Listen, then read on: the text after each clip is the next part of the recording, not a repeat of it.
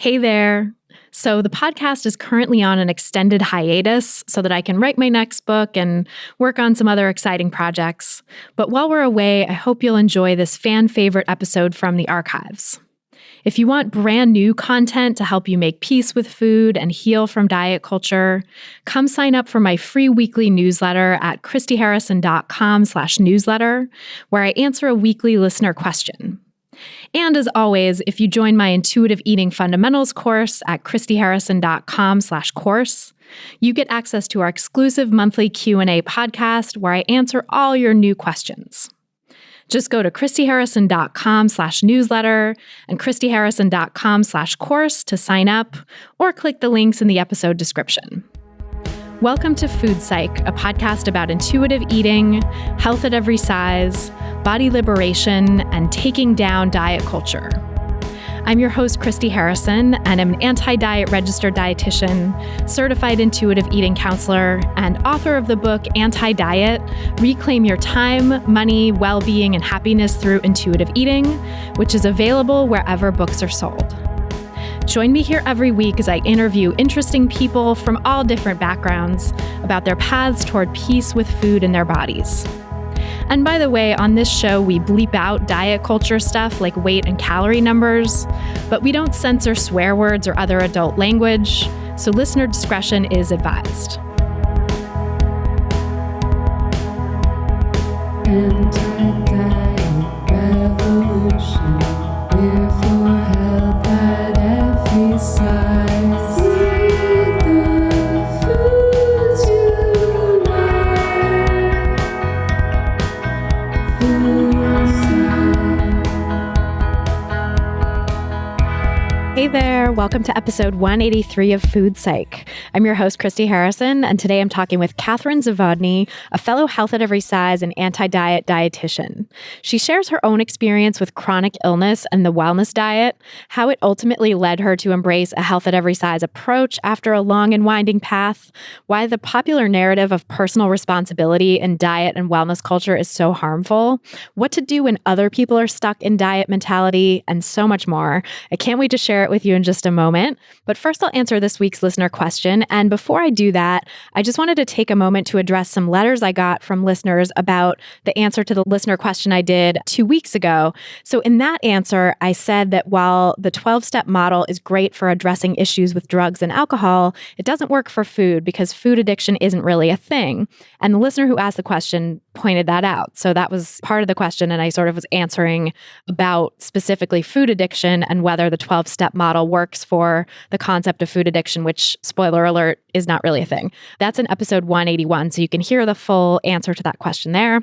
But a number of people have written in sharing that they're in a different kind of 12-step program that doesn't believe in the food addiction model.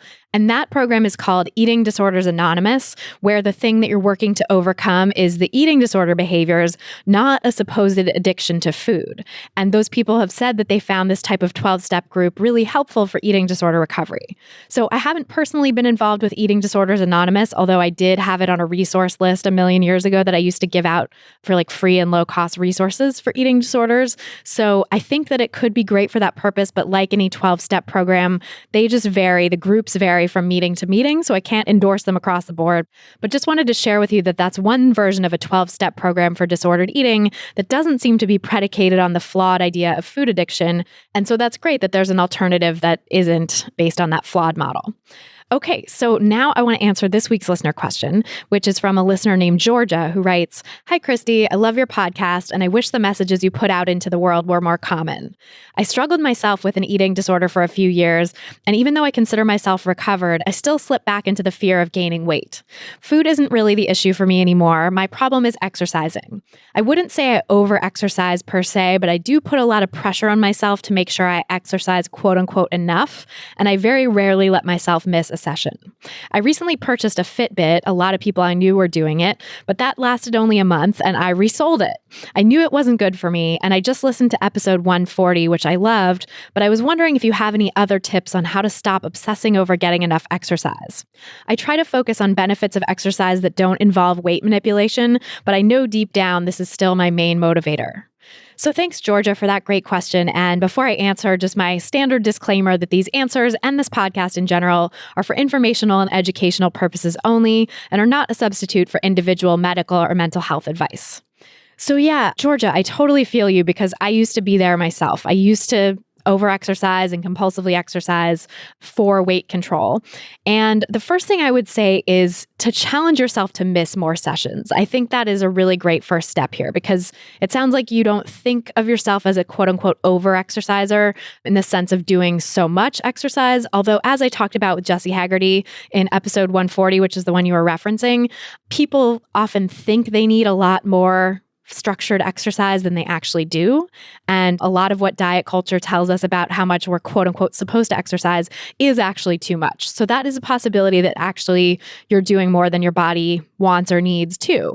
But the more immediate issue for you sounds like it is allowing yourself to like miss sessions and not feeling compelled to exercise. And so I would say, yeah, challenge yourself to miss sessions and maybe start with like, I'm going to skip one planned session this week and I'll have to pick when it's going to be, I'll have my sort of rigid exercise schedule in my head, but then on the day of, I'm just going to decide, you know what, this is the one that I'm just going to skip here.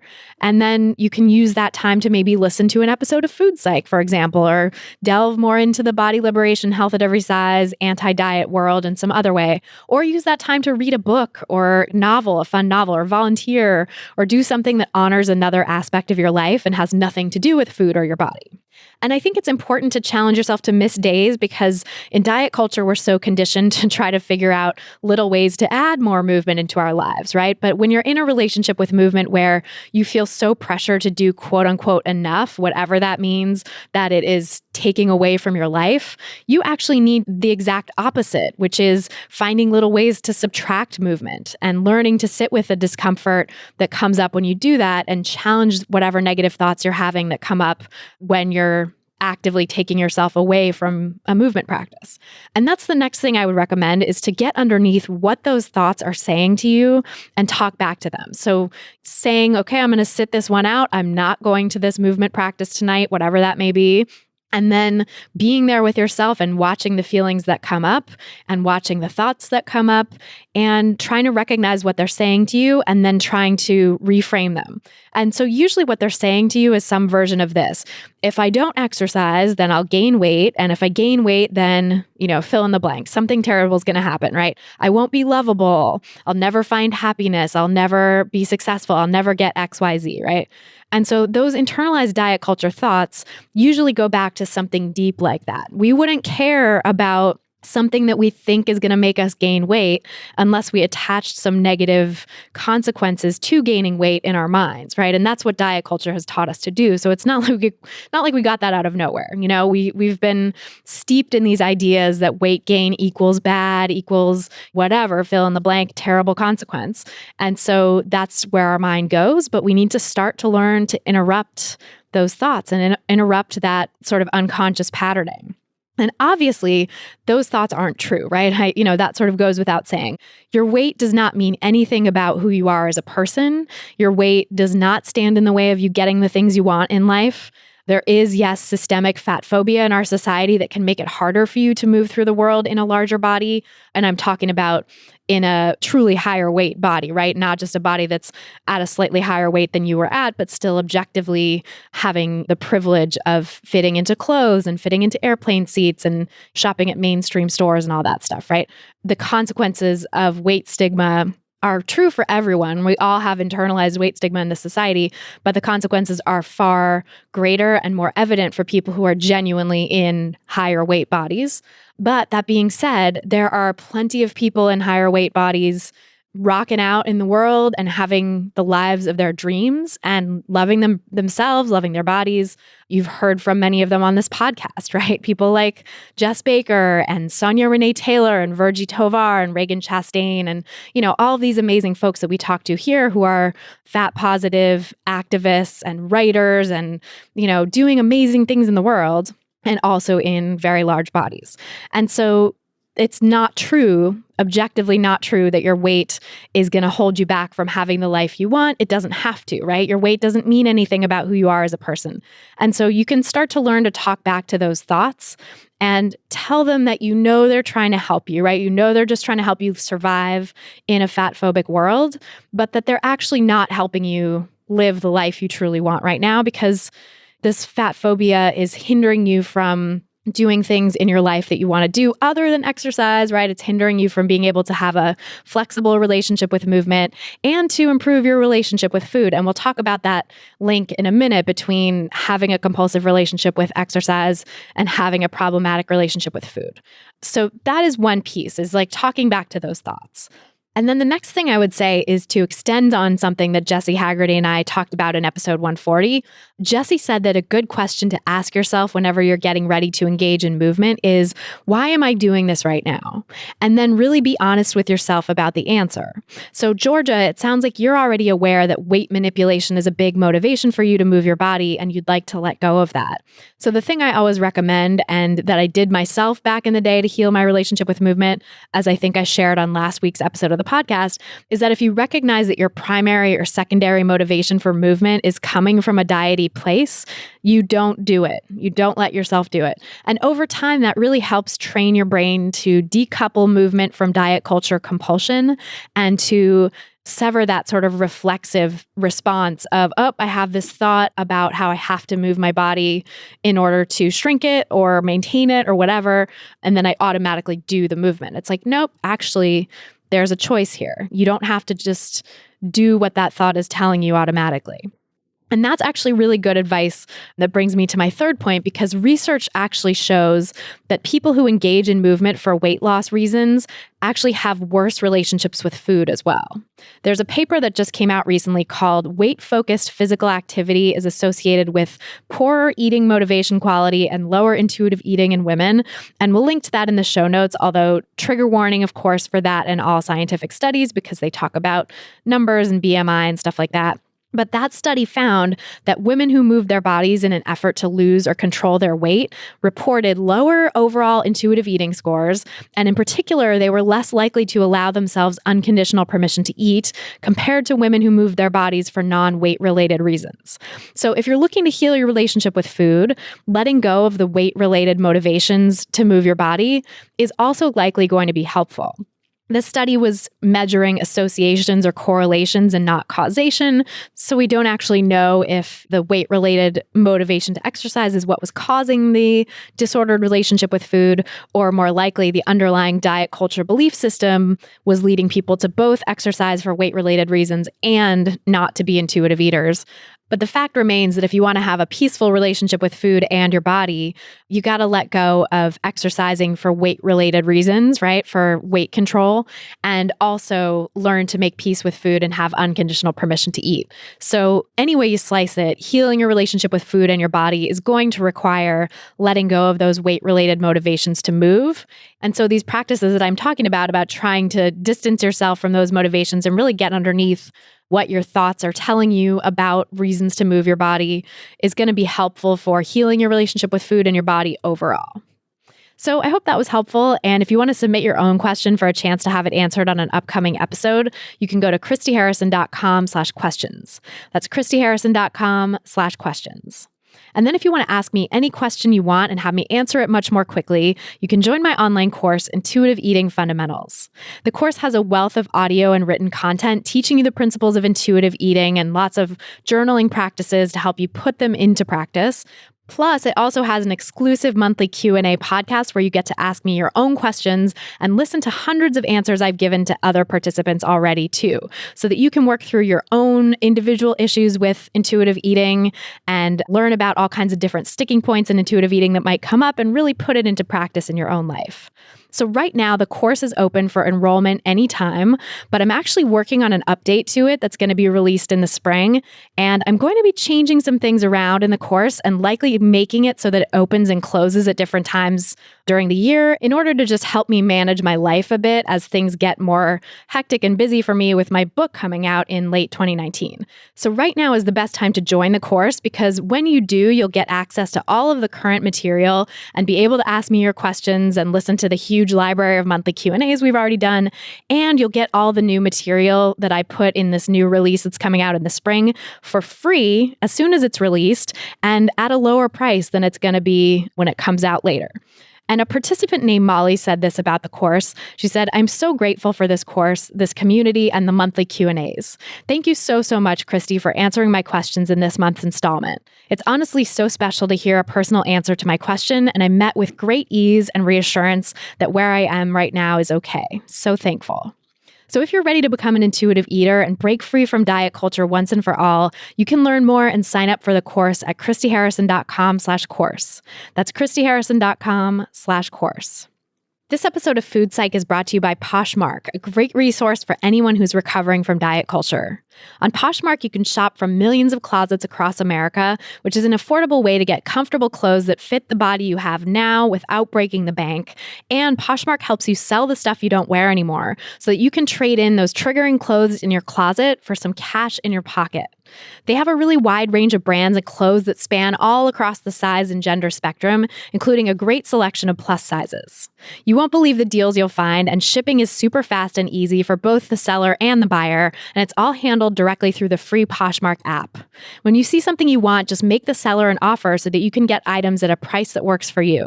And when you're ready to get those old clothes out of your closet, listing on Poshmark is incredibly simple. Just upload pictures of your stuff to the app, set a price, and then ship it to the lucky buyer. Today, you can get $5 off your first purchase when you enter the invite code FOODPSYCH when you sign up. Just download the free Poshmark app, sign up, and enter the code FOODPSYCH, that's FOODPSYCH, for $5 off your first purchase. So now let's go to my interview with Katherine Zavodni. And just a quick heads up that I had some technical difficulties when we were recording this one. So the sound on my end isn't as good as it normally is. It wasn't coming in through this lovely mic that I'm speaking to you on now. It was coming through a different microphone, but it's still a great conversation and I know you're going to love it. So please excuse the technical issues on my end and enjoy this conversation, which I will bring to you right now. So tell me about your relationship with food growing up. So I grew up in a home where food was it wasn't a particularly charged topic. I really had a pretty carefree childhood in general, and I don't have strong memories about specific food experiences. We just kind of ate what we ate, and it wasn't a big thing. I think things got a little more charged for me when I started to grow tall and started to kind of develop a little bit earlier than pretty much everyone else. So I think I developed an identity as kind of the bigger girl pretty early on. And somehow, mercifully, I didn't ever really put together this implication of food on a person's size. Like it just never really occurred to me that anyone would put those things together. I don't know how that happened. I'm thankful that it did, but I just started to feel pretty self-conscious about just being bigger than my friends and just my peers in general.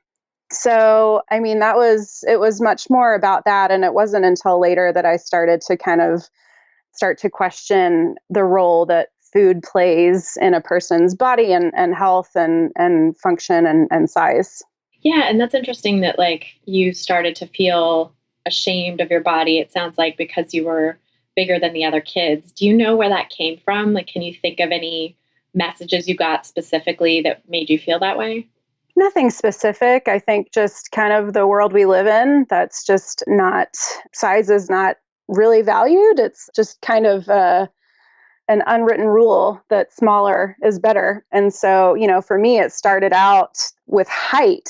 I was a full head taller than everyone, all the girls, all the boys. I was just this kind of tower, over everyone. And then I started to actually develop some curves and all that stuff. And it just felt really conspicuous. I just felt really conspicuous among my peers that I was this kind of giant person. And I don't know, somehow I just kind of understood that to be something to feel embarrassed about. But yeah, I can't really trace it back to anything specific.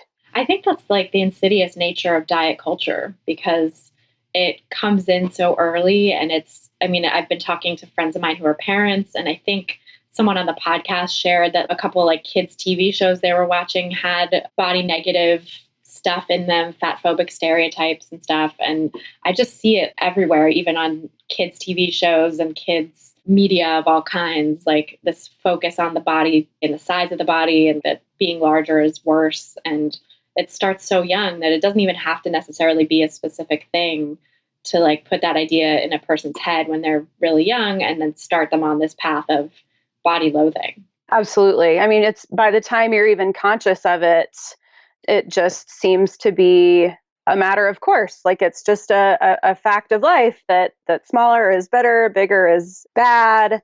Yeah. I mean, it's so ubiquitous. And but by the time we even know what's going on and you have consciousness of those beliefs, like it's just already so ingrained.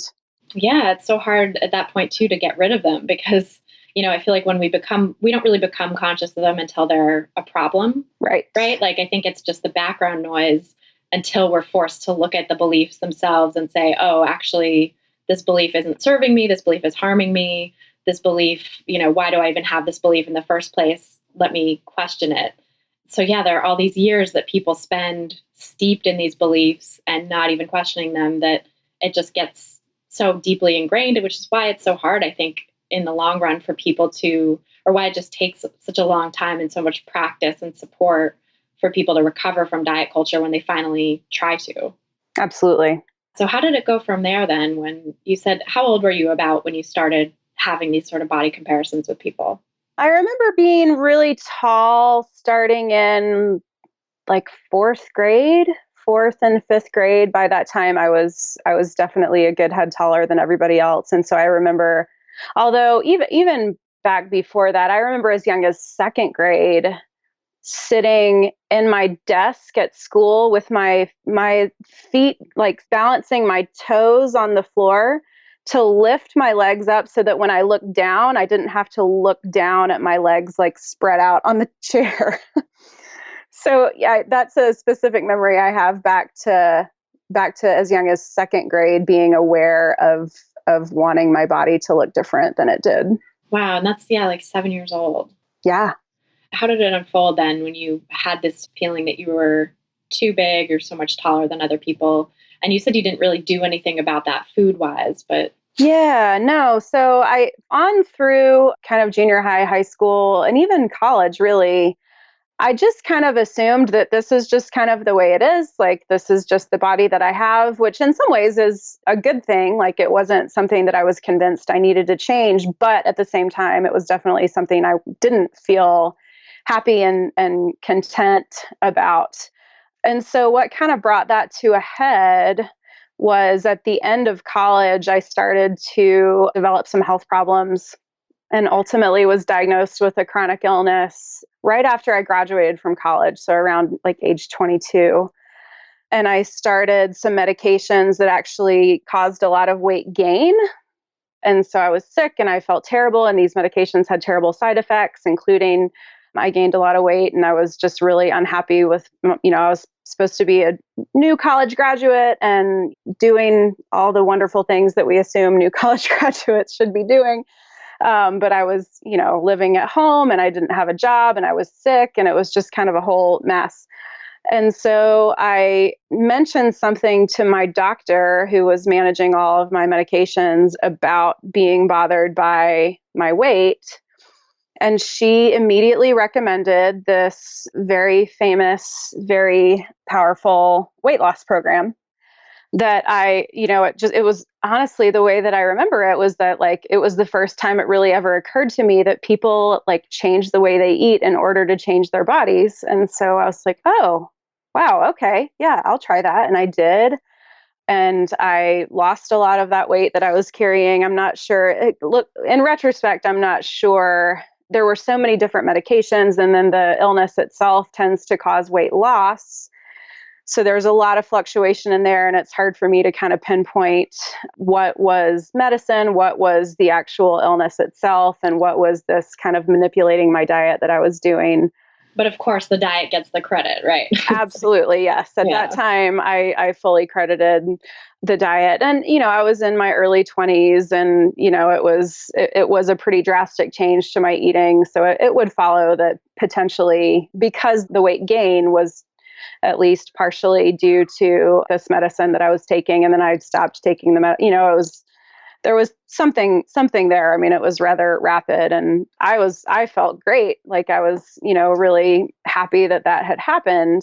But then at the same time, I'm still struggling with this illness. And so I started to conflate this whole experience of like, your weight and your size and your appearance is really contingent on your choices and your behaviors with this whole narrative that we see in healthcare and particularly kind of alternative healthcare that you have the power and you have kind of this responsibility to do the right things to make yourself well if you're not well. And so I would say that, I mean, I've kind of evolved, not kind of, I've totally evolved over to this non-diet way of practicing. I'm a dietitian specializing in eating disorders and health at every size. And I fully embrace that whole paradigm now. But I think my kind of gateway into that way of thinking was this whole starting to feel really uncomfortable with this message that if you're sick, it's your fault and you haven't discovered this, whatever panacea it is that, this kind of elusive thing that some people out there know about that you just have to kind of keep looking until you figure out what it is so that you're making the right choices so that you are well or thin or you weigh the right amount or whatever it is. And I really just started to see kind of the parallels between those messages and started to first notice just how wrong it sounded to me without really being able to give language to that. But then just having that perspective develop over time and start to have more of a theoretical kind of understanding of why I had such a problem with that whole narrative.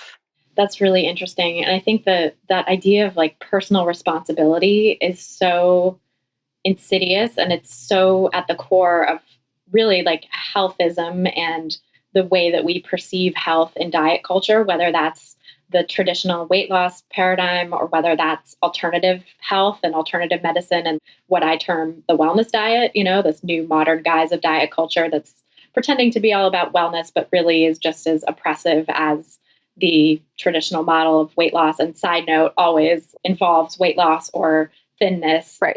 Too. It's not like thinness went away as a mandate. It just got subsumed under, well, if you do these correct things with food or you cut out the right foods, then you'll be well and you'll also be thin. Right. Absolutely. It's so insidious. And this episode's going to be airing early in the year, like in early 2019, in January. So we're going to have probably a lot of these messages swirling around about like health and wellness and personal responsibility for your wellness. And I think just noticing the personal responsibility message in all of these diet culture beliefs is really important because there's actually evidence. I've been researching a lot recently on the idea of personal responsibility and what that does to people in regard to health. And actually, it has been shown that health messages that frame people's health as a matter of personal responsibility and particularly their weight as a matter of personal responsibility actually are stigmatizing. Like people feel more stigma when they take in messages like that than if they were given messages like, your health is not entirely within your control. Right. But we just eat it up. Yep. I mean, we as a culture, we just love that. I mean, I'm thinking about, I won't name the title, but there's a particular book right now that's out that has that very message, that whole, if you're not satisfied with your life or your body or your health or whatever it is, just get off your butt and do something about it. And it's a bestseller right now. And it's just a lot of us in our kind of niche of the healthcare field are really concerned about a lot of these messages. But I mean, we so want to believe, I guess when you believe it's your fault, then you really believe that you can actually do something about it and you can have control. And that's obviously a really seductive message. But it becomes really harmful when you find that you don't have quite as much control as, inevitably find out that it doesn't actually quite work that way. And then you just continue to believe yourself to be a failure. And then it just kind of creates this vicious cycle. Yeah, I mean, I think it's so insidious because there's the thing of like making people feel like a failure or that it's their fault. And so then they'll buy things to try to correct that. It's like, I think if you feel like you have some agency and some responsibility for changing things and that there's a problem that you've created, then it's your responsibility to fix it. And you have to like buy the thing that's going to fix it. And so it's rhetoric that diet culture and the diet industry uses and channels so much because it does work to get people to like buy stuff and do things to try to change what they perceive as their health problems or failings. Right. But then there's also the piece of like we live in a world, and especially in diet culture, where none of the stuff that they promise is within our control actually is. Like our body size really isn't within our control the way that we've been told it is, other than for a very tiny percentage of the population. But those folks usually are controlling their body size through very disordered means that end up really harming their lives. And I'm sure that anyone listening to this podcast who has lost weight and kept it off for more than 5 years, which is like the statistical unicorns, it's like a tiny percentage of the population, less than 10%. Those folks wouldn't be here listening if they didn't have issues in their relationship with food as well. Same with like the wellness stuff. I feel like the wellness diet promises to make all your symptoms go away and make all your chronic illnesses be managed, or you can get off your medication, you can cure the chronic illnesses that you have through eating a certain way and maybe moving your body a certain way or taking certain herbs and supplements and stuff like that. But actually, your health is not entirely within your control, or even as much as in your control as that paradigm promises.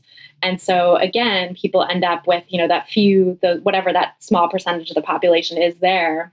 We don't have as much evidence on that in terms of how often these things fail. But my hunch is that it's a lot of the time, and maybe up there with weight loss diets too, that the wellness diet doesn't actually work for the vast majority of people. And the very few people for whom it does are doing it through very disordered means and sort of driving themselves to a state of orthorexia. And so it's harming their lives too.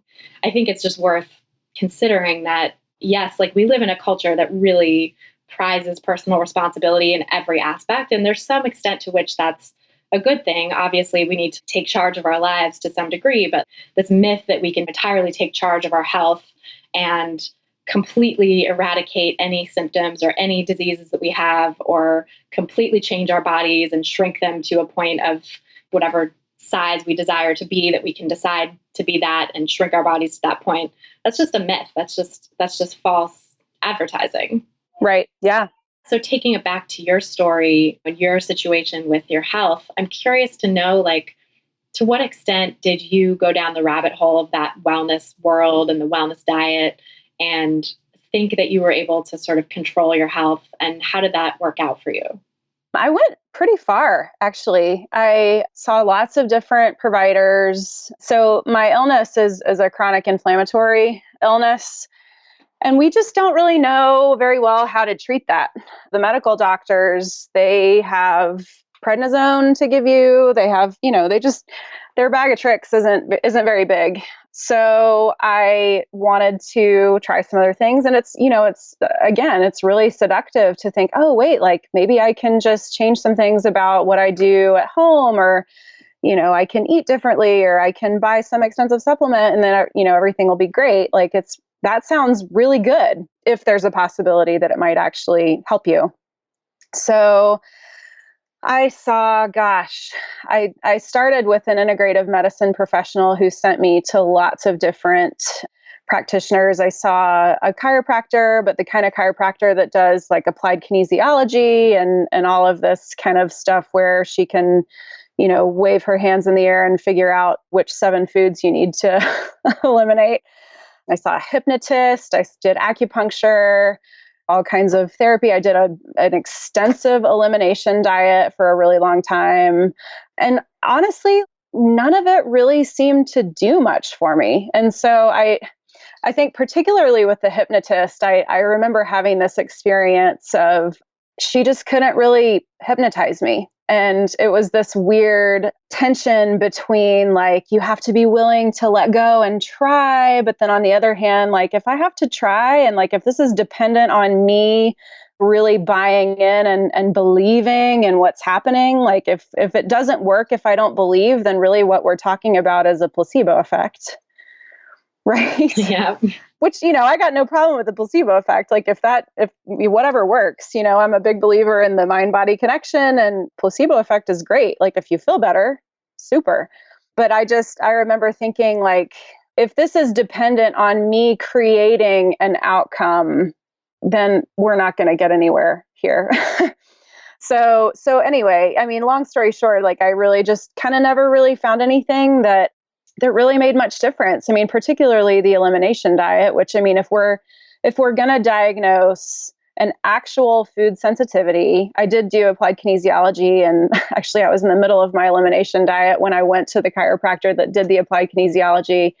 And after I had been, 6 or 8 weeks with this very short list of foods that I was eating, because in a like actual kind of gold standard elimination diet, like the list of things you can eat is actually shorter than the list of things you cannot eat. And I went in there, and I'd been working so hard on this elimination diet to try and identify any particular or potential offenders. And she said to me like, oh, well, when you walk out of here today, you can reintroduce everything except whatever we identify today, because I'm going to tell you exactly what you're sensitive to. And, that statement right there was enough to, thankfully, I knew enough to really suspect. Alarm bells went off. Yes, exactly. For anyone who doesn't know, I want to just like define applied kinesiology, because it's definitely one of those things that I think people stumble into, practitioners that use it, because so many people are seeking out integrative practitioners these days. But unfortunately, applied kinesiology just has no good evidence behind it. It's considered like a quack diagnostic tool. It's not considered good science. It's absolute bunk. It's basically no better than chance at diagnosing anything. But people unfortunately get sucked in by it. And it's great that you had that sort of red flag go up. But I think, yeah, so like, can you explain sort of what they did with applied kinesiology, like what it entails? Sure. So they have this little briefcase full of teeny tiny little vials of just minute little quantities of different foods, apples and beef and soy and spinach and, all kinds of things. And they do what they call muscle testing. So you lie down on the table, and she places one vial of whatever potential offending substance in your hand. And you raise one arm off the table, kind of straight up in the air, with the instruction to try to not allow her to push your hand down. And the theory is that if you're holding a substance that you are indeed sensitive to, your muscles just suddenly get a lot weaker. And so the practitioner is able to push your arm down much more easily than if you're not holding anything, or if you're holding something that you're not sensitive to. And so it's this totally subjective judgment on the part of the practitioner, like, oh yeah, it's so much easier to push your arm down than it was a minute ago, now that you're holding this vial of a little, tiny essence of soy or something. And she claimed to have identified 3 or 4 food substances, I don't even remember what they are, based on this muscle testing that she was doing. And I saw one practitioner once who actually claimed that you could do it with people in your life. Like What? If you write down the name of a person that you're really close to and have a really solid connection with, that will change kind of your strength capacity compared to if you write down the name of a person with whom you have a really toxic relationship, that your muscles will respond the same way. Oh my God. That's ridiculous. Just the fact that it's so subjective, that the practitioner can be like, oh, it feels different now. And of course, bringing all their own prejudices to it too, because they see what vial they're taking out and, what you have in your hand probably. So you're like, right.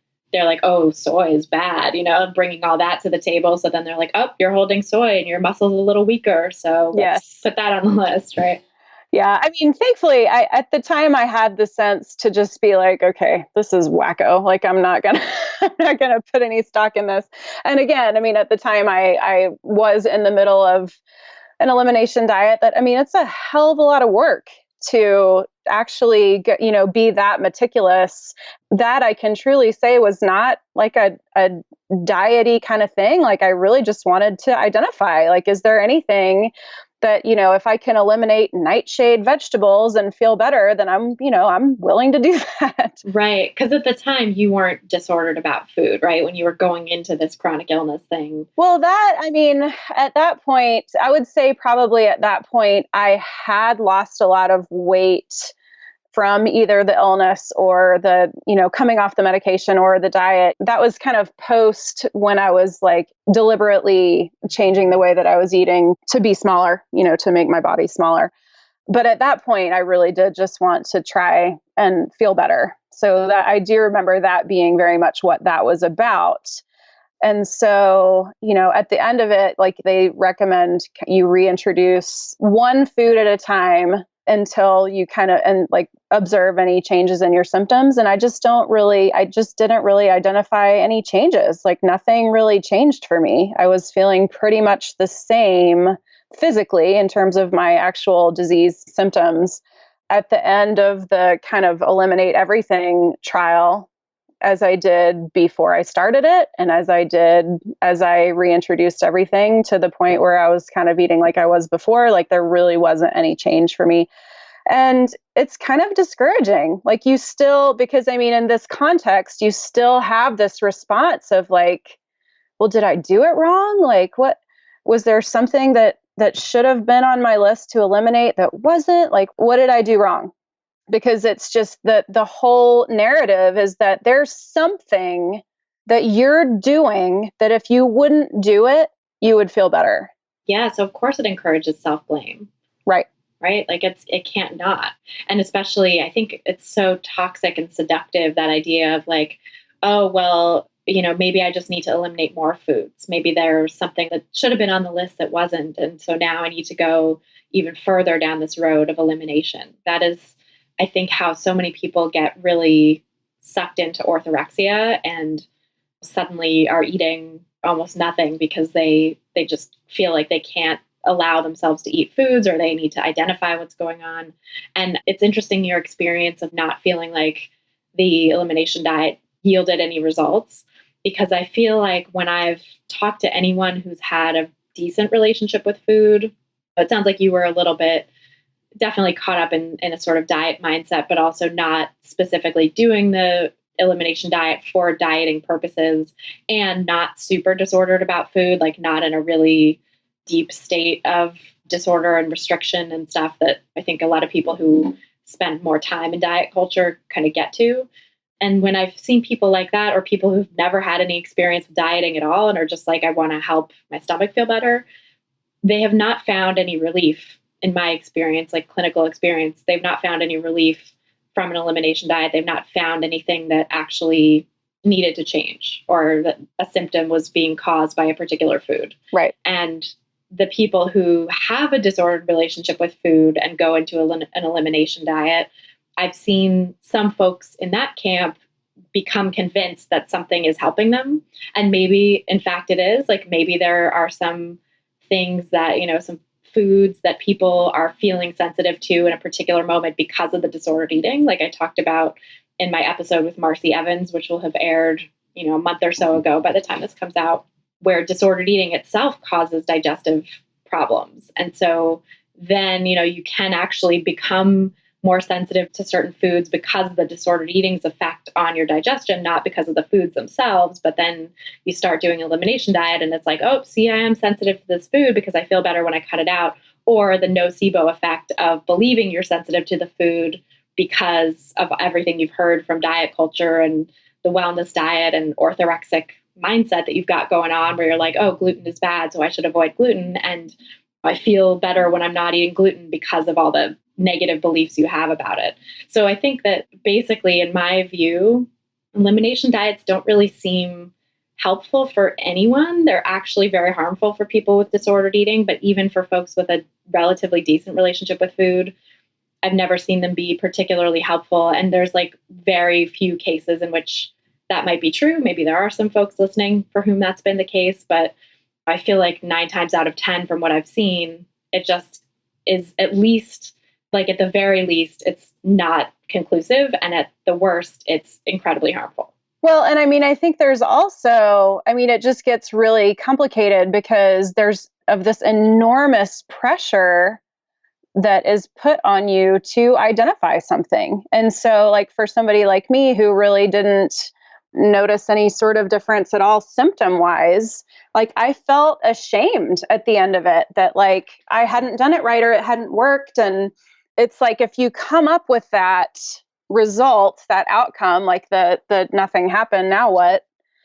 There's this judgment out there that, like, I mean, because the way that kind of that industry, that kind of alternative medicine or wellness industry frames you then is, oh, you just didn't want to give up your foods. Like, you just didn't want to change your lifestyle.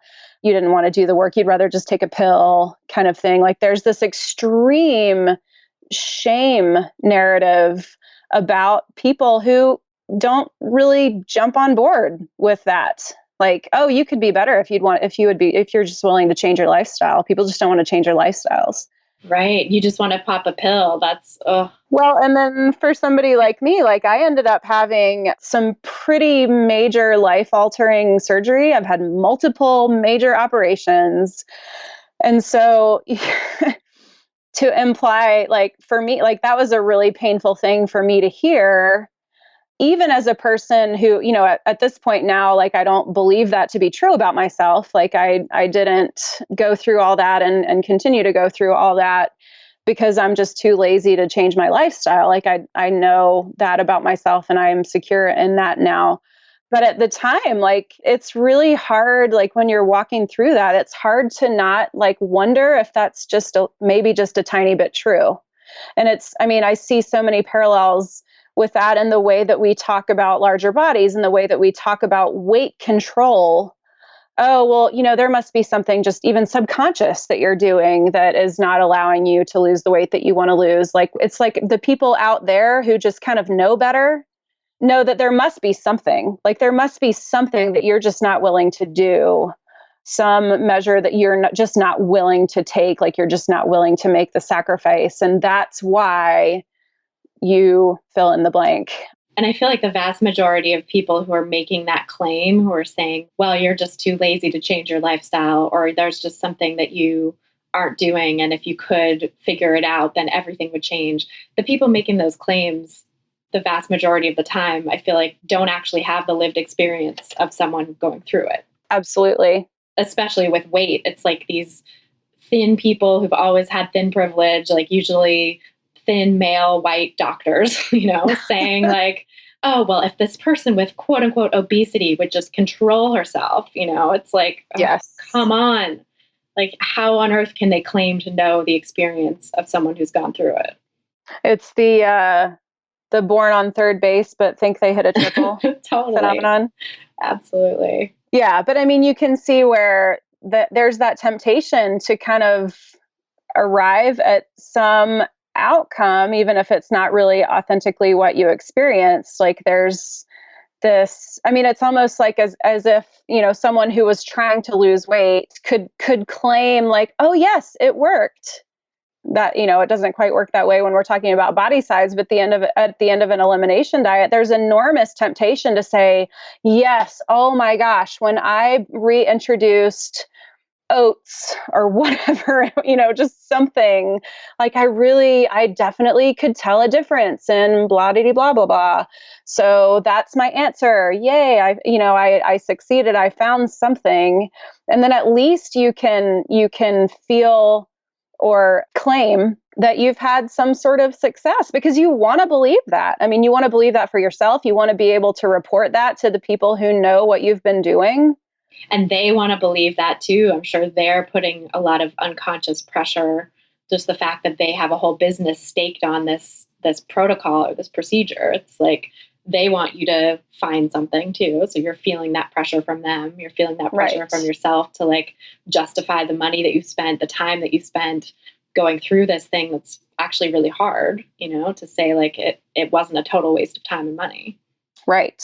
Because the alternative is I get lumped in with that group of people who are just too lazy to make a lifestyle change. Because it's not because I just happen to not have any major food sensitivities. It's because the narrative becomes, if I don't identify something, if there's actually not a lifestyle change that I could make, then I'm automatically just in that group of people who are just so lazy and would rather just pop a pill, or in my case, would rather have, multiple really super invasive, painful surgeries. As though that's easy. Yeah. Right. Totally. I mean, I remember, truly before I had my first operation, I was in the hospital trying to get things under control with medical therapies, and it just wasn't working. And I was calling people, I was researching like what Hail Mary, crazy, obscure alternative therapy could I try to save myself from this. I mean, it really, like, it's kind of heartbreaking to think about my own experience and what so many people go through, just desperately searching for some answer, when there's this rhetoric that like, oh, it's out there. Yeah, you just have to find it and do it. Like, it's just not acceptable for everybody to just settle on, sometimes people are just sick. Yeah, I know. There's always, and I think the internet has just made it even more seductive and more possible to go down these rabbit holes, because there's endless message boards, there's endless blog posts of someone claiming they healed any obscure disease you can think of under the sun with any obscure protocol that you can think of, and so like it is, I get it too. Like, it's so tempting. And I've had chronic illnesses as well that I've at various times felt like I stumbled into some, really quacky types of things to try to heal them because I was desperate, and I wasn't sure what was actually going on. I didn't, for me, it was like the disordered eating was actually causing the problems for the most part, but I wasn't seeing that, or nobody was pointing that out to me, and I wasn't acknowledging it to myself. And so it was all too tempting and all too easy to go, well, what about cutting out this food? What about cutting out that food? What about, can I heal my gut through these alternative therapies rather than looking at what is actually going on here? Or in like your case, just saying, well, this is a chronic illness that's sort of poorly understood and there isn't a lot we can do. And like having to sort of sit with that. It's because nobody wants to suffer. Nobody wants to have to give up and say, well, I guess I'm resigned to pain. Right. So how did it go for you from there then? Like, when you tried all these alternative therapies that didn't work, what was your next step? I mean, it's interesting. My disease state at that point, when I was kind of trying all that stuff, was not terrible. Like it was certainly not as bad as it was before I ended up just ultimately having surgery. So, I mean, it was kind of livable. I just kind of moved forward and, this is kind of my normal and I can live with that and that's okay. And I think I just sort of left it behind, not in any sort of definitive, like I'm done with this kind of way. But I think I just kind of exhausted all those resources and just ended up kind of like shrugging my shoulders and being like, well, okay, I guess, I guess this is where we are. And then as I started, I mean, it was around that time that I was starting graduate school and starting to study nutrition to be a dietitian. I was just going to ask, like, how did that all sort of unfold and play into this? I mean, it first kind of started, ironically, with that first experience of like actually dieting for weight loss. And I thought I had this great epiphany that like, oh, if you change the way you eat, it might have an impact on your body. Like I had made this, great discovery. And that was kind of the first interest that I had in actually studying nutrition. But I mean, all this stuff, it happened over the better part of a decade before I even ended up in school. And so by the time I was studying, I had had all of these experiences and I just kind of got really sick of just the way that we talk about health and how, so like my husband, his dad's side of the family, they all get really old. His grandmother is 102 years old. His dad is in his late 70s and he still skis every weekend in the wintertime. He plays tennis all the time. His grandmother was teaching French at the library at age 100. They just have really good genes for longevity. But there's this narrative around, oh, well, she took a walk, and that's clearly if people would just take a walk, they would live to be 100. And, I come from a family where we, there's some chronic illness, and my dad's very ill, and we just are not as well in general in terms of medical health. And so it just really bugged me how people talk about oh, well, I mean, if people would just get their acts together and take a walk, it's just that same sort of born on third base and think they hit a triple. They think they've done something really right that's really simple and straightforward. And if everybody would just do it, we would all be healthy and look like supermodels and live to be 105 or whatever. Meanwhile, there's millions of people out there doing those things and still having chronic health conditions. Totally. Yes. And so it just, this whole super simplistic way of looking at it that dismisses in huge populations of people for whom things are not quite that simple. It just, I don't know. By that point, I was really starting to kind of get my back up about that sort of thing, but I hadn't quite arrived there with the whole kind of body weight and fat phobia and diet culture and all of that. But that was kind of my gateway into thinking about that. And so as I proceeded through graduate school, I started to have those same reactions to the way the professionals and educators around me would talk about body weight. And I mean, I was in school for public health nutrition, which all by itself is a whole thing. How are we going to solve the problem of all the fat people is basically what. That's what I did too. If we're trying to solve, feed hungry populations, public health nutrition, absolutely. How are we going to eliminate hunger? That I'm on board for. But overwhelmingly, it was about interventions for preschools, how to get, 2-year-olds to start drinking skim milk instead of whole milk. And, just all this stuff. I was just really, do you people think you're doing something good here? You're not even accomplishing what you think you're trying to accomplish. And I mean, beyond that, really, how many resources are we devoting to these kinds of interventions? It just started to really, I just started to have this really strong, similar response to the way that people talk about that, which sounds a whole lot like the way they talk about this health stuff and healing yourself and doing the right things and making the right choices and changing lifestyle and having those positive outcomes that are available to everyone if you just do the right things. That is so interesting. That's another aspect of the connection between wellness culture and diet culture, or why wellness culture really is a form of diet culture that I think people don't always look at because it's so fundamental. It's a basic level of both of those things, but you're totally right that it's held up as this is your personal responsibility. If you would just do these simple things, then you could completely change your weight or your health. And if you're not doing them, then you're bad. And all of this rhetoric is so similar across the two camps. The arrogance of it just blows my mind. I know. And yeah, like you said, it's so many people who were born on third and think they hit a triple with this stuff that are telling other people what to do. Yes. So how did that play out for you then as you were starting your career as a dietitian and going through the end of your schooling? I mean, we had literally one single lecture on eating disorders. And it was a guest lecturer because, our actual professors really aren't interested in talking about that. But for my final kind of field placement, I ended up on a college campus, another local college campus at an elite university working in student health.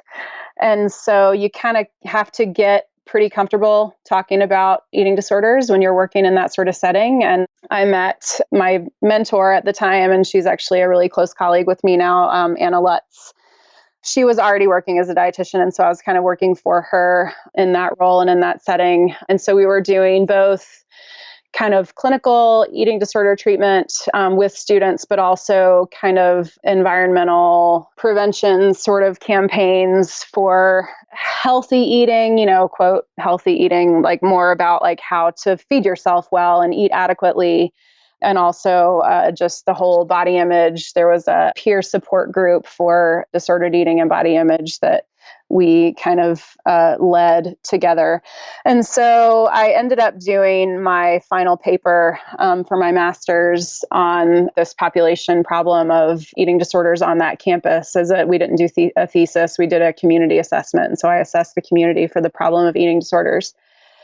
And then after I graduated, my first job out of school was working with a private practice as a contractor to see all their eating disorders, because it was kind of one of these situations where there was this private practice and they didn't really have anybody that wanted to see eating disorders, but they wanted to be able to market to that population. So they had to have somebody who was willing to do it, not because they are really oriented that way. And so I was just happy somebody was willing to give me experience, because at that point I had kind of started to figure out that like that was really the only kind of nutrition I was interested in doing, just helping people be kind of more normal and less anxious and disturbed around food. So I took the job, and, like I said, it was, it's eating disorders is kind of one of those things where it's hard to get a job without experience, and it's hard to get experience without a job. So I went and I did the work, but it got really uncomfortable pretty quickly because everybody else in the practice was doing, very mainstream, very typical conventional dietetic work. And so I'm treating eating disorders in an office that has a bookshelf in it with like the Zone diet on it. And there's like Splenda coupons on the wall that you can like rip off and take one. It's You're treating eating disorders in an environment that creates eating disorders, basically. Yes, precisely. So that got a little uncomfortable. But then I ended up actually switching over to a practice with Anna and some other dietitians who are doing fabulous non-diet work. And I got some great supervision there and mentorship there. And so that's kind of where I really saw like there's a way to do this, like a better way to do this. And we can actually use the education that we have to help people in a way that's meaningful and that doesn't just create more harm. That's huge. And I think that's something that a lot of dietitians never experience or don't experience until late in their career, that dietetics doesn't have to be this diet culture traditional way, that it can be something completely different. Right. That was a huge relief to me because I was starting to think I just couldn't do the work. Yeah, I feel you. I feel like if I hadn't discovered intuitive eating and health at every size, I eventually would have burned out because it was cognitively dissonant. It wasn't working. Yes. Right. I was like, I know how disordered this stuff actually is, even if I didn't have a name for it or, it just was not sitting right. Right. Well, that's really cool that you were able to discover that, and that it sounds like your own journey with health really informed, like gave you kind of a good bullshit meter, honestly, for like how, for how this stuff shows up in diet culture and weight as well.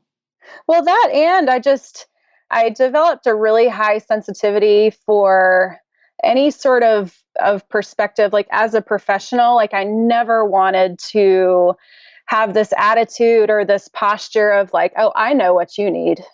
I know what you need to do. You just need to listen to me. And if you can't figure out your own problems, and if you can't solve your problems doing what I said, then you're clearly just doing it wrong. Like this whole, like, I'm up here, I'm the expert, and I know all, and I can fix you if you'll just allow me to fix you. Like, it just made me really sensitive to any sort of message like that. And so in my practice, like I really feel very strongly about taking the opposite approach of your body has the wisdom that is going to inform how we proceed here.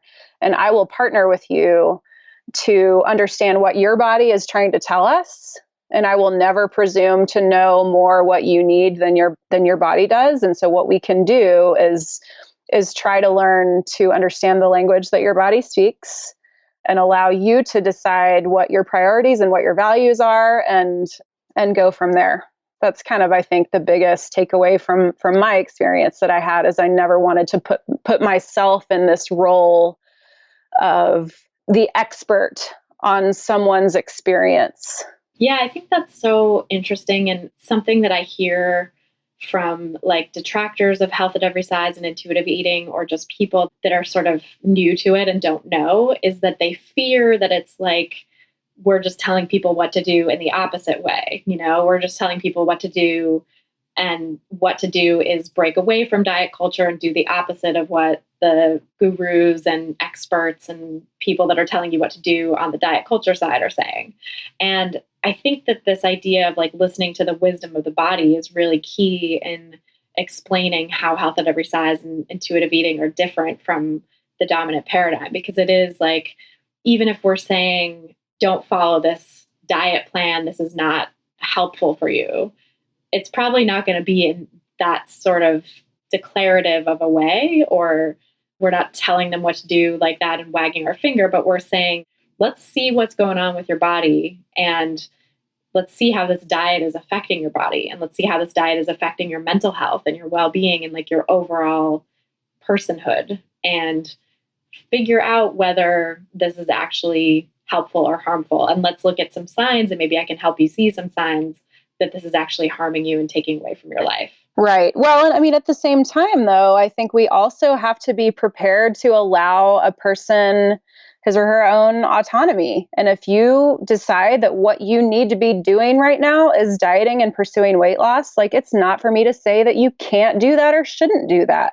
I certainly have my opinions about it, and I certainly have seen and experienced ways that those things do hurt people.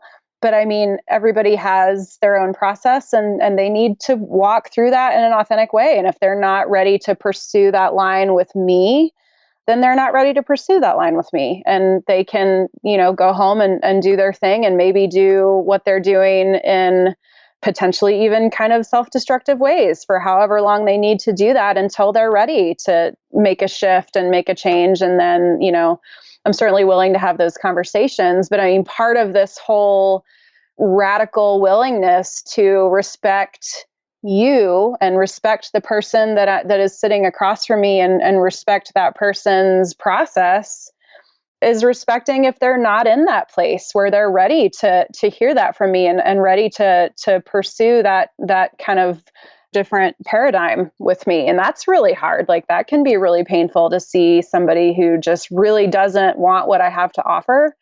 But they get to decide. Yeah, absolutely. I think that's a great point for any clinicians listening, but also a point for any humans listening who have other people in their life that are pushing back against them being on this anti-diet path, and telling them that they should get involved in diet culture or doing diets themselves. Because I think the most common question that I get from listeners and online course participants is like, how do I talk to these people in my life who are still dieting and driving me up a wall by talking about it, And I think it's a very important thing to keep in mind there too, that even if you want to like scream it from the rooftops that diets don't work and that people are harming themselves if they diet, and talk your mom out of doing Whole30 or your sister out of doing a cleanse or whatever it is, they have their own path, they have their own journey, they're autonomous human beings, and sometimes you can't influence them. Sometimes all you can do is like set a boundary and say like, let's not talk about this because it's harmful to me, but like, you do you, instead of trying to convince them. Because I think, a lot of people get into sort of battles that are ultimately harmful to them too. And same with clinicians. I mean, I think early in my clinical days, I would definitely work so hard to convince someone who just was not ready. And that can happen a lot, I think, for people, especially with eating disorders, who are just like referred to you by their treatment center, and they're, sort of not coming 100% voluntarily. Like, they're just doing it because it's part of their treatment plan or whatever. So I think it's important to just take care of yourself in those contexts and say, right. And I know for me as a clinician too, like, I had to become aware of that pattern that I was trying to like pull someone along where they didn't want to go, and just be like, okay, I have to drop it. I have to like let go and see if this person's going to come meet me halfway, or if they're not, then maybe this isn't the right fit, and we can talk about that, and we can like talk about what they ultimately want to do as an autonomous person. But yeah, it's a very tough thing to do, especially when you're passionate about something. Right, right. I mean, and I think when we get caught up in this kind of push-pull tug of war situation where we're just kind of arguing, whether that's happening like in our professional circles or with people in our personal lives, like we can inadvertently end up kind of pushing people further into their own paradigm when we're working so hard to try and convince someone or pull someone along, over to our side of things. Like we end up kind of, accomplishing the opposite. So I think it's a really important distinction between protecting yourself and keeping those boundaries. Like you said, like, fine, whatever, if you want to do your Whole30, like knock yourself out. I don't want to hear about it. So it's more about like protecting my own needs and my own space and my own, need to be kind of free of that talk, but also honoring and respecting another person's autonomy and deciding. I mean, it's part of the conversation. Like this has come up like in our dietetic community recently about like, you do what you need to do, but please don't go telling everybody about it. Like if you need to, eliminate this, that, and that other food, and it changed your life and saved your life. And, it's not for me to say that that's not a valid experience, but please don't go and preach that to your following of 20,000 people, because there are vulnerable people out there who are going to think like, oh, this could save me too, when that's really a completely inappropriate thing to communicate, because, your body is your body, but it's not going to be, somebody else's experience, and you're far more likely to cause harm than you are to create this wonderful transformative experience that you describe yourself having had. So yeah, that's a really important point too. Is like protecting people from, like, if you have social influence in whatever way that is, protecting people from getting so caught up in doing what you do and being like you and cutting out the foods you cut out, because it is still a part of diet culture and people are going to want to get on board and get the results that they think you have or they see you having. So being mindful of that influence. And it is true, there are those people out there who have a not terrible experience with dieting or diet culture, or even the experience that is held up as like the gold standard, that like you lose weight and keep it off, or you heal your health issues. And like there are those unicorns, that does happen for. Right. But what is the message that they're sending if that's what they're telling everybody in their life to do? It's actually creating a lot more disorder than it is helping. Right.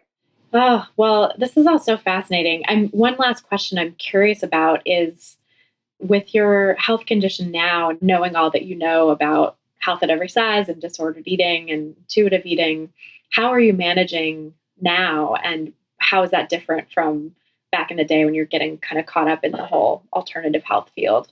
I think that the biggest thing that I don't necessarily struggle with now, but my biggest focus at this point is just really being authentic in my own experience. And if I'm not feeling well, or, if I am not, for whatever reason, not content with kind of the way my body is functioning or my life is functioning, just really asking myself, like, what do you need? And being careful not to look outside for those answers, but really just trying to engage with my own body and my own self and asking, what do you need? And maybe that's more sleep, or maybe that's to keep more strict limits on my screen time and my social media time, or maybe that's trying to, taking measures to distance myself from a person who is causing me a lot of grief in my life, or, whatever it is. That's still, and I think, that's not necessarily specific to someone who's got a chronic illness, but it's become really critical for me to work to recognize the things in my life that do impact me in a negative way and impact, my body and my health, because I think all those things I just mentioned are examples of things for me that can really impact the way that I feel physically, as well as, emotionally and mentally. and just really trusting myself that I can identify those things for myself, and that it can be up to me to respond and manage those things in a way that feels meaningful to me. I love that. And I love that it's also much more truly holistic, not just fake holistic, which is actually just about food and body size, but like true holistic in terms of looking at your whole life and what's going on in various areas of your life and how that's affecting you mentally, physically, emotionally. Right. And I think that can involve food. Like there can, be a point at which you say, like, I don't really feel like I've been feeding myself in a way that feels satisfying and that feels supportive of my feeling the way that I want to feel, whatever that means, whether it means like I haven't been eating breakfast regularly, or whatever that is for me. But I mean, I don't even like to, a key component for that for me is having that just be my experience and not feeling the need to go and kind of trumpet this discovery that I've made, that I changed this about this thing. And it made me feel so much better because, that has nothing to do with anybody except my own experience. So, and knowing how vulnerable people are, and how people really just want to grasp. I mean, even when it comes to intuitive eating, as long as it's this thing that I'm going to learn how to do out of a book or because somebody told me to, it's not really your own intuitive experience. Like, you have to kind of live that inside your own life and inside your own body. And it doesn't require, consulting a person or a book or anything like that. It's really just your own kind of journey to discover what those things are for you, and how to kind of manage them and respond to them. So, and sometimes there are food things, and sometimes it really, you have to go back a few orders in order to identify, like, well, if I'm not sleeping as well, then I tend to not have as much energy to like prepare actual deliberate meals for myself. And so that's kind of about the food, but you really kind of have to trace back to what the origin of why you're struggling with whatever that thing is. And, that's another part of it for me is like, I'll identify like, okay, well, I really need to be protecting my sleep better. And so some of these things will maybe start to fall into place. And, I talk about that with clients, and it's really not a very glamorous, sexy message. Like, I came here so you would tell me how to eat, and you're telling me to go to bed earlier. Like, but I mean, I think that's part of the journey for me, is just kind of really trying to trace back, like, okay, if I don't like how I'm feeling, is there something that I can identify that I know is true for myself that might be contributing to that? And then also, I think having some compassion for, sometimes there's not a real obvious answer, and you just have to kind of walk through these seasons where, things aren't perfectly ideal, and that's okay. Yeah. And I also love what you're saying about looking within in terms of, because I see a lot of people who are really caught up in disordered eating and diet culture and the diet mentality, grasping onto intuitive eating as, turning into another diet. And then also with people with severe eating disorders or long-standing eating disorders, turning intuitive eating into inadvertently sometimes another excuse to restrict, or having the eating disorder get a hold of it as like, this is the way that we're going to, magically be thin or magically be in perfect health or whatever it is. And I think that is all those beliefs that people put on intuitive eating, that it's like the hunger and fullness diet, or it's the figure out what you're sensitive to by paying exquisite attention to how your body feels and then cutting out those foods diet. All of that is external stuff that is imposed on intuitive eating from diet culture, that's not really coming from your own authentic connection with your body and with your relationship with food. And so if you can put that all aside and actually look at, like, yeah, am I not eating breakfast because I can't get up in the morning in time to prepare it, and so then I'm running out the door? Like, these little things that have nothing to do with diet culture's version of intuitive eating, but that are actually like practical, personal little decisions in your life that can make a difference. That's the true intuitive eating. And like, true intuitive eating is actually a lot more boring than diet culture makes it out to be. Right. It's like, yeah, just a lot of minutia, but not the minutia that diet culture makes you think. It's not the minutia of where am I on the hunger scale, like a 4 or a 5. It's the minutia of how can I take better care of myself, basically. Right. Oh, well, it's such a great conversation. I'm really glad we had a chance to talk and connect. And can you tell us where people can find you and learn more about your work? Absolutely. My website is www.kznutrition.com. And you can find me on Facebook at Katherine Zavodni, MPHRDN, and on Instagram at KatZavRD, KATZAVRD.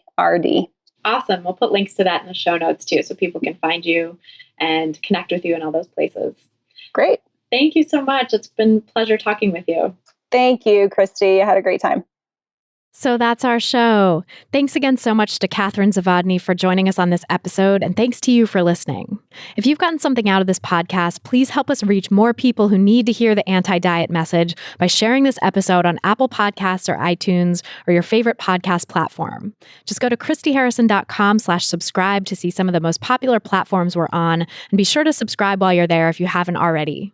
If you're looking for some practical tips to get started on your own anti-diet journey, grab my free audio guide, 7 Simple Strategies for Finding Peace and Freedom with Food. Head over to christyharrison.com/strategies to get it. That's christyharrison.com/strategies. To get full show notes from this episode, including all the resources we discussed, plus a full transcript, head over to christyharrison.com/183. That's christyharrison.com/183. And to get the transcript, just scroll down to the bottom of the page and enter your email address. This episode of Food Psych was brought to you by Poshmark. Poshmark is the easiest way to buy and sell clothes and other fashion items. Just download the free Poshmark app to score amazing deals from tons of brands and list your own items and wait for the offers to roll in. Shipping is fast and easy, and all is handled directly through the app. Today you can get $5 off your first purchase when you enter the invite code FOODPSYCH, that's FOODPSYCH, when you sign up. A big thanks to our editor and engineer, Mike Lalonde, and to my Food Psych programs team, including our community and content associate, Vinci Chue, our administrative assistant, Julianne Watasik, and our transcript assistant, Kiera McClellan, for helping me out with all the moving parts that go into producing this show every week.